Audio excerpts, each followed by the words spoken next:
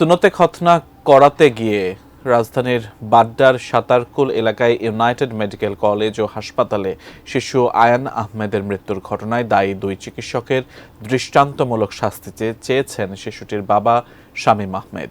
একই সঙ্গে ৫ কোটি টাকা ক্ষতিপূরণের দাবি জানিয়েছেন তিনি। আয়ানের মৃত্যুর ঘটনায় হাইকোর্টের নির্দেশে গঠিত দ্বিতীয় তদন্ত কমিটির প্রতিবেদনের ওপর গতকাল ও আজ শুনানি শেষে পরবর্তী শুনানির জন্য আগামী ৫ মার্চ দিন ধার্য করেছেন বিচারপতি ফারাহ মাহবুব ও বিচারপতি দেবাশিস রায়চৌধুরীর হাইকোর্ট বেঞ্চ।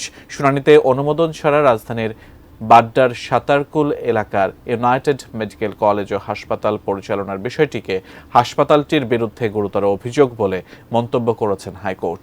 ওই হাসপাতালে সুন্নতে খতনার জন্য অতিরিক্ত অ্যানেস্থেসিয়া প্রয়োগে শিশু আয়ান আহমেদের মৃত্যুর ঘটনায় দুই চিকিৎসক ও হাসপাতালটির বিরুদ্ধে ব্যবস্থা নেওয়ার সুপারিশ সংক্রান্ত তদন্ত প্রতিবেদন দেখে উচ্চ আদালত এ মন্তব্য করেন।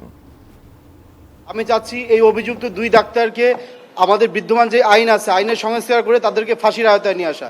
তাদেরকে যদি ফাঁসি দেওয়া হয় তাহলে বাংলাদেশে আর পরবর্তীতে হয়তো বা এই ধরনের মেডিকেল নেগলিজেন্সি আর হবে না।